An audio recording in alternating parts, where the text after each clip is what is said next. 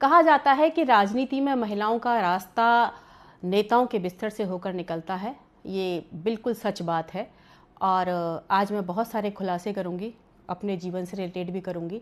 और अभी जो मधु किश्वर हैं वो आरोप लगा रही हैं, मोदी नामा जिन्होंने लिखी है, उनकी बायोग्राफी लिखी है। जो जिसकी बायोग्राफी लिखता है तो उसकी पर्सनल लाइफ के बारे में, उसके अंदर तक बहुत सारी चीज़ों के बारे में उसको पता होता है।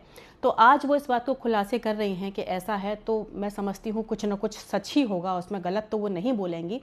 और उनके साहस को भी प्रणाम करती हूँ कि इतना बड़ा साहस उन्होंने किया। पर पता नहीं वो इतनी लेट क्यों बता रही हैं, कोई मजबूरी रही होगी उनकी।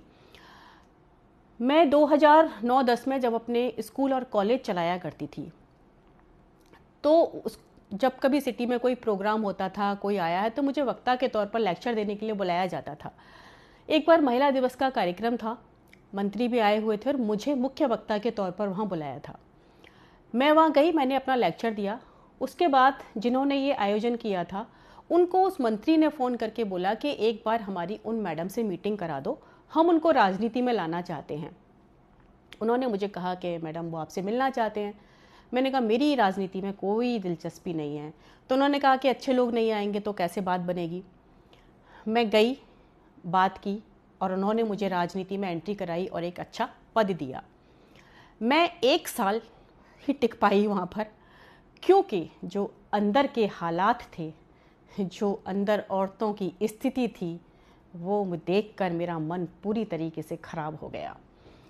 और ये सच बात है कि 90% महिलाएं जो है इसी रास्ते से होकर वहाँ पहुँचती हैं। 10% महिलाएं सिर्फ वो हैं जो कि या तो बहुत पॉलिटिकल बैकग्राउंड से आई हुई होती हैं मजबूत, या फिर जनता का उनके पास इतना बड़ा समर्थन होता है तब वो वहाँ पहुँचती हैं। 1 साल में मैंने देखा, मैं नीचे से लेकर ऊपर तक हर नेता से मिली, लेकिन सबका एक ही चीज़, give and take, give and take. आपके पास क्या है देने के लिए? काबिलियत नहीं चाहिए किसी को आपकी भाई। महिला पार्टी ऑफिस में एक बार 2 महिलाएं बात कर रही हैं, दोनों पार्षद हैं। एक को टिकट दे दिया, दूसरे को नहीं दिया। जिसको नहीं दिया वो कह रही है कि और क्या करूं, सब तो कपड़े खोल दिए, सब तो दे दिया, फिर भी टिकट नहीं दी। ये सुनकर मैं सन्न रह गई। हमने कहा कि आप इस बलबूते पर राजनीति में आएंगी? तो उन्होंने मुझे कहा कि तुम क्या सोचती हो, तुम अपनी काबिलियत के दम पे ऊपर पहुंचोगी? और उनकी बात सच साबित निकली। मैं जहाँ कहीं भी जाऊँ मुझसे सिर्फ एक ही डिमांड हो। हमने कहा ये तो मेरे बस की बात कभी नहीं है भाई, ऐसी राजनीति को प्रणाम करती हूँ भाई, रखो अपने पास। और मैंने 1 साल के बाद वो राजनीति छोड़ दी। लेकिन 1 साल में मैंने बहुत कुछ अंदर गंदगी देखी, और ये हर पार्टी का हाल है, कोई पार्टी दूध की धुली नहीं है। लेकिन ये सच बात है कि जो धर्म ध्वजा का इतना बड़ा काम कर रही है ना, जितनी धर्माधिकारी उतनी बड़ी व्यभिचारी।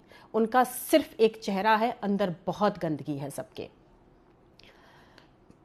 मेरा कॉलेज का काम था, और कॉलेज का काम यहाँ जो गवर्नर थे उस समय पे, अब वो नहीं है, कल्याण सिंह, उनसे मैं मिली उस कॉलेज के काम के लिए।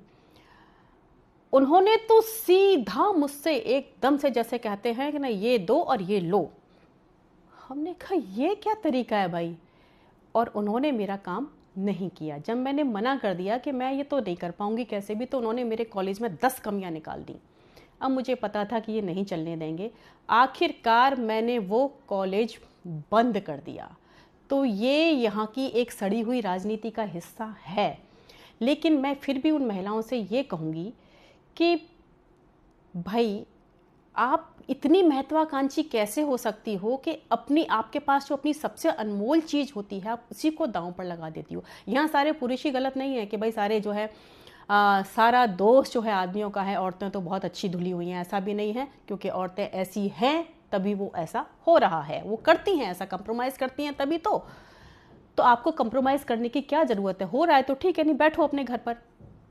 लेकिन ये सच है, 90% के साथ, महिलाओं के साथ यही हो रहा है। अभी और खुलासे होंगे इस चीज़ पर, तो आगे चीज़ें आएंगी। मैं लेकिन 4 चीज़ें मैं अपनी सारी बहनों से कहूँगी कि तू रजिया बन, तू दुर्गा बन, तू कभी न बिन कपड़ों वाली बन। तेरे बदन पे मरते लोग, तू उस बदन की रखवाली बन। तू हर घर की इज्जत और आन है, तू नहीं अय्याश मर्दों की शान है। तू पैसे पर मत नाच, तू पैसा बरसाने वाली देवी बन। नाचना बुरी बात नहीं है, वो भी एक कला है, पर तू अय्याश मर्दों को जल्लादों को नचाने वाली बन।